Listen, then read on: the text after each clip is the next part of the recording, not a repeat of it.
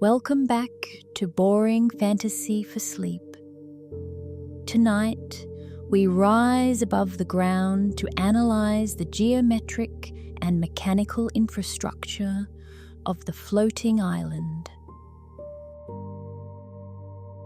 We will be conducting a precise technical audit of the specifications of Laputa, as meticulously documented by Jonathan Swift in the year 1726. Our focus is strictly data-driven. We will catalogue the exact dimensions of the circular island, the composition of the central lodestone, and the mathematical principles applied to culinary preparation.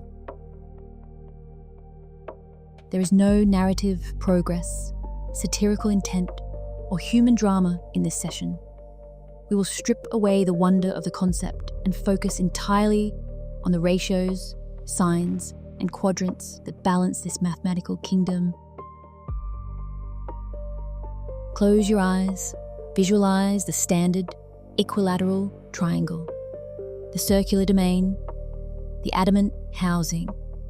Let the weight of the calculations pull the thoughts from your mind. Sleep well. The floating island is exactly circular. Its diameter is measured at 7,837 yards, or about 4 miles and a half. This territory contains 10,000 acres. The thickness of the island is 300 yards. At the center of the island, there is a chasm about 50 yards in diameter, from whence the astronomers descend into a large dome, which is called Flandona Gagnon. In the middle of this dome is a stone of a prodigious size, in shape resembling a weaver's shuttle. It is in length 6 yards, and in the thickest part over 3 yards.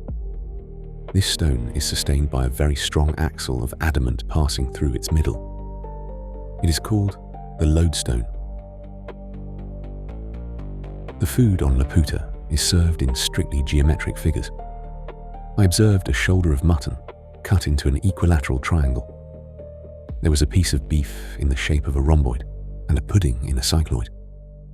The servants used mathematical instruments to measure the proportions of the bread.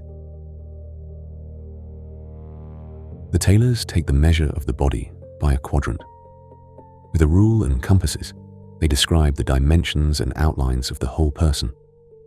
They utilize a chart of sines and tangents to calculate the fit of a sleeve. The resulting garments are often very ill-made and quite out of shape due to an error in the calculation. The astronomers have likewise discovered 2 lesser stars, or satellites, which revolve about Mars. The innermost is distant from the center of the primary planet, exactly 3 of its diameters, and the outermost 5.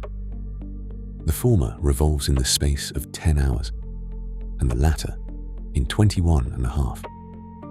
The audit of the celestial calculations is complete.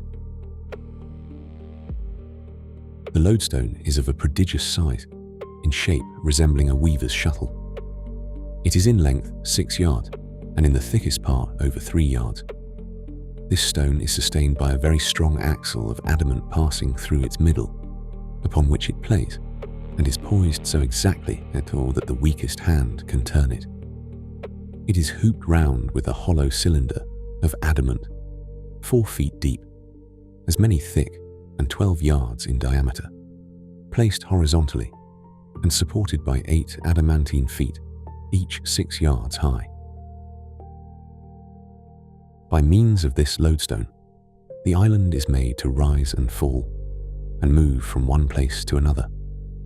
For, with respect to that part of the earth over which the monarch presides, the stone is endued at one of its sides with an attractive power, and at the other with a repulsive. When the attracting extremity is turned towards the earth, the island descends. But when the repelling extremity points downwards, the island mounts directly upwards. The magnetic virtue does not extend beyond the distance of 4 miles. When the stone is put parallel to the plane of the horizon, the island stands still. For in that case, the extremities of it, being at equal distance from the earth, strike with equal force. The stone is governed by 8 astronomers who sit in the dome and calculate the celestial positions. They spend their lives observing the motions of the lodestone and the stars. We calculate the angle of inclination. At an angle of 45 degrees, the island moves with a velocity of 10 miles per hour. At an angle of 90 degrees, the movement is purely vertical. The calculations are recorded in a volume of 1,000 pages. We note the exact weight of the adamant, 12 tons per cubic yard.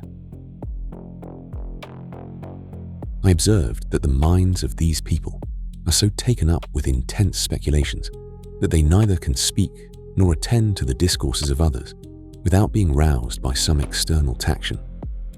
It is therefore the custom for every person of quality to keep a flapper. This flapper holds a blown bladder, fastened like a flail to the end of a short stick. In the bladder are a few dried peas or little pebbles.